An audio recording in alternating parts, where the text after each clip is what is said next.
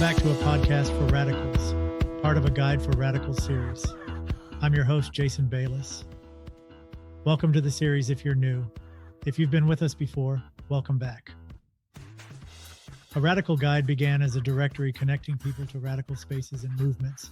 Over time, it's grown into a global platform for education, organizing, and mutual aid, amplifying voices resisting domination and building collective alternatives. A Guide for Radicals expands on that work. It explores the histories, ideas, and strategies movements have used to dismantle systems like capitalism, patriarchy, colonialism, and state violence, while building alternatives rooted in collective autonomy and mutual aid. This series connects those ideas with what people are doing in their communities to build liberatory futures grounded in equity, autonomy, and mutual care. Today's episode continues that journey. In episode 10, we explored 6 foundational concepts: awareness, critical realism, de-ideologization, social orientation, amplifying voices, and methodological eclecticism. Those frameworks help us understand how systems of power operate and how we organize to dismantle them. In this episode, we're discussing liberation culture, the values and principles that guide movements' growth, survival, and shift of everyday norms and practices. Liberation culture is about reshaping how we relate to each other and to the world around us. It's grounded in solidarity, cooperation, and collective transformation. It manifests in 3 core areas: how we build movements, how we build relationships, and how we shift the culture that reinforces oppression.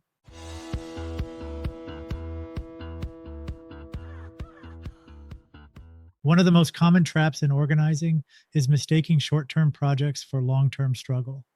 Projects often come with fixed goals, timelines, deliverables, structures that may work well in institutions or nonprofits, but rarely hold up when the goal is collective liberation. And part of the reason we fall into that trap is because of how we're taught to understand movements in the first place. In school, in mainstream media, in most history books, we're told that movements happen in bursts. They're framed as events with a beginning and an end. The civil rights movement, that happened in the 50s and 60s. The women's movement, the 70s. Occupy, Black Lives Matter, Standing Rock. They get defined by a moment, a campaign, a headline, but that's not how movements work. Movements are alive, they evolve, they stretch across generations. They are built through relationships, struggle, memory, and care. They don't stop when a grant ends or a campaign concludes. They hold history and possibility. When we talk about building movements instead of projects, we're talking about shifting that understanding. We're recognizing that real change doesn't fit inside a news cycle or a quarterly report. It unfolds over time through everyday acts of resistance and collective care. Movements ask us to stay present through the slow, unseen work, when there's no media attention, when the wins are small or far off, when showing up feels heavier than it used to. That's where depth is built.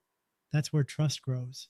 And while projects can serve a purpose, they aren't designed to carry the weight of transformation. Projects often aim to fix a piece of the problem. Movements aim to uproot the systems that cause it. This kind of work might look like a group that organizes regular study sessions for years, creating space for collective learning rooted in lived experience. It might be a mutual aid network that doesn't just respond to crisis, but becomes part of how people relate to each other, sharing food, caregiving, tools, and time. Or it might be a community-run space where people come to organize, mourn, build skills, and defend each other. These are not one-off efforts. They become part of a larger fabric of resistance and care, woven over time, held by many hands. And this is where it connects back to liberation culture. In a liberation culture, movements aren't just strategies. They're reflections of the values we're trying to live into. They center interdependence, collective memory, and shared power. They move at the speed of trust. They refuse the logic of disposability. And they don't just respond to crisis. They prefigure a different way of being. Liberation culture asks us to build movements that last. Not because we're chasing permanence, but because we're committed to each other. Because we understand that the struggle for liberation doesn't end. And because the way we organize now shapes the future we're trying to build.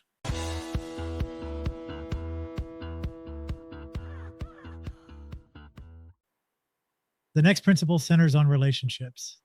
Solidarity and cooperation aren't just movement buzzwords. They are the foundation of any liberatory effort. Without them, there's no trust, no collective power, and no future worth fighting for. But like movement building, we're often taught to see relationships in narrow transactional terms. Coalitions form and dissolve based on interest alignment. Groups compete for attention, funding, or recognition. Even in organizing spaces, we're pushed to think tactically but not relationally. Liberation culture challenges that. Solidarity is not charity. It's not allyship. It's not branding. It's a commitment to shared struggle. And it's rooted in the understanding that our struggles are connected, not identical, but intertwined. Solidarity means showing up for others, even when their fight isn't directly our own, because we know our liberation is bound together. Cooperation goes deeper than just working together. It means actively rejecting the logic of competition between individuals, between organizations, and even between movements. That logic is baked into every institution we've been shaped by. It tells us there's not enough room, not enough resources, not enough power to go around. Liberation culture rejects that scarcity mindset. Instead, it affirms that power grows when shared, that relationships, not resources, are what sustain organizing through the long haul. And that cooperation isn't soft, it's strategic. It strengthens movements by building trust, resilience, and accountability across lines of difference. But none of this happens automatically. Relationships take work, not performative gestures, but consistent material care, listening when it's hard, repairing when there's harm, staying in the room during conflict, deciding together and acting together, even when it's slower or messier. When groups coordinate actions, share skills, redistribute resources, or simply refuse to abandon each other, they're practicing solidarity. When communities organize around shared goals and hold each other in struggle, they're living cooperation. And when people step outside their own silos and take risks for one another, they're not just fighting systems, they're building something stronger in its place. This principle sits at the heart of liberation culture because it calls us to relate differently, to resist domination, not only in institutions, but in how we treat one another. The culture we build in our relationships shapes everything else. It determines whether our movements replicate the harms we're trying to dismantle or grow new ways of being together. And that matters because the future we're trying to build isn't just a system without capitalism or white supremacy. It's a future grounded in trust, mutual support, and collective care. And the only way we get there is by practicing it now. In every relationship, every coalition, every moment we choose cooperation over competition.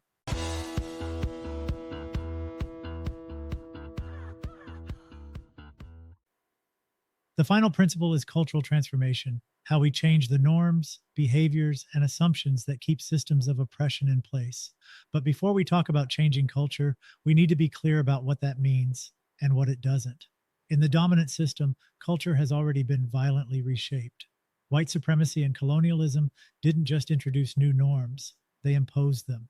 They worked to erase languages, spiritual practices, family structures, food systems, and entire worldviews that didn't conform to settler capitalist frameworks. Indigenous cultures were targeted for elimination. African cultural traditions were stripped through forced enslavement. Migrant and diasporic practices were criminalized, mocked, or absorbed into dominant culture without respect. This wasn't cultural transformation, it was cultural domination. So when we talk about culture change in the context of liberation, we're not talking about repeating that violence. We're not imposing new norms from above. Liberation culture is not about assimilation, uniformity, or forced consensus. It's about recovery, reclamation, and co creation. Liberation culture creates space for many ways of living, relating, and organizing. It affirms that difference is not a threat, it's a strength. Cultural transformation here means rejecting the dominant norms that sustain oppression while collectively building shared practices that reflect autonomy, dignity, and mutual care. Culture shapes what we believe is possible. It defines how we treat each other, what behaviors we normalize, and how we learn to accept or challenge authority. These patterns show up in everyday interactions, in how we speak, in how we make decisions, in how we define leadership, and in what we consider normal. That's why liberation culture requires intentional shifts in how we communicate, organize, and relate. It starts with the language we use. Words carry power. They shape who gets seen, who gets erased, and who gets blamed. Language has been used to justify domination for centuries. Liberation culture calls us to choose language that affirms dignity, clarity, and connection. That means naming systems of harm directly. It also means rejecting euphemisms that obscure violence or language that reinforces hierarchy. But it doesn't stop with language. It also includes the expectations we set, both in society and within our own movements. That might mean questioning traditional gender roles. It might mean disrupting ableist standards of participation or refusing to replicate hierarchical decision making structures. Often, these expectations aren't even chosen, they're internalized through repetition and pressure. Liberation culture invites us to name them, unlearn them, and replace them through collective practice. And it includes pedagogy, how we teach, how we learn, and who gets to shape knowledge. In most dominant institutions, education is something you receive from someone with more credentials, more authority, or more access. But in liberation culture, learning is shared. It's rooted in lived experience. It happens in kitchens, in meetings, in organizing spaces. It shows up in mutual aid work, in collective study, in stories passed down, and in lessons learned through resistance. Learning in this context is not neutral, it's political, and it's ongoing. Transforming culture doesn't happen all at once, but every shift we make, every word, every expectation, every shared lesson adds up. It changes what's possible. It creates new norms, new traditions, new ways of being that can hold us through crisis and beyond. Liberation culture doesn't seek to replace one dominant culture with another. It seeks to make space for many cultures, many voices, many ways of living, and to connect them through shared values of justice, autonomy, and care. And just like the movements we build and the relationships we grow, culture is shaped by what we practice.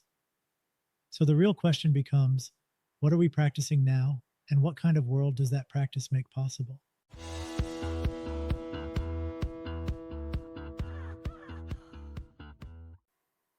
These three principles of liberation culture, building movements, practicing solidarity, and transforming culture, aren't isolated ideas. They form a living, interdependent practice. You can't pull one out without weakening the whole. Think about your own work or the work happening around you. Which of these principles feels strongest, and which one needs more attention or care? When we talk about building movements, we're talking about creating something that lasts beyond a moment or campaign. But movements don't exist without the people who nurture them through trust, accountability, and the kind of relationships that reflect the liberatory values we're fighting for. That's where solidarity comes in. Solidarity isn't a feature of movements, it's their foundation. It's what keeps us connected when things get hard, when repression hits, when strategies shift. Without a culture of cooperation, movements fragment, they burn out, or they replicate the same hierarchies we're trying to dismantle. Where do you see solidarity in action in your community? And where does competition or hierarchy still show up, even in spaces committed to justice? But relationships don't just appear, they're shaped by the culture we're in. And that's why transforming culture matters. If we're organizing inside a culture that teaches us to compete, to dominate, or to center authority, then that culture will shape our movements, even if our goals are radical. Liberation culture pushes back against that. It reshapes the habits, the language, and the expectations we bring into our organizing spaces. It gives us room to unlearn what systems have taught us and to build something different together. So these principles don't just complement each other, they depend on each other. You build movements that can grow over time by rooting them in solidarity. You deepen solidarity by changing how we relate, how we speak, how we learn.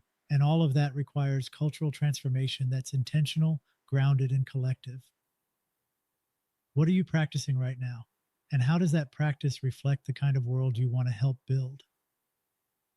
This isn't theory for the sake of theory. This is about how we organize, how we sustain ourselves, and how we build the kind of relationships that make liberation possible, not just in the future, but right now. This episode is part of a larger series rooted in A Guide for Radicals, in which we're not just analyzing the world, but exploring how we can change it together. If you're ready to take the next step, visit radicalguide.com. You'll find resources, tools, and shared strategies to support your work wherever you're at. And if you're already organizing, building, or holding space in your own community, we want to hear from you. Share what you're working on. Your voice matters. Your practice inspires others. If you value this work and want to help sustain it, consider making a tax-deductible donation to A Radical Guide. Your support helps us continue documenting histories of resistance, exploring liberatory frameworks, and creating tools for collective transformation. Thanks for listening. And remember, follow ideas, not people.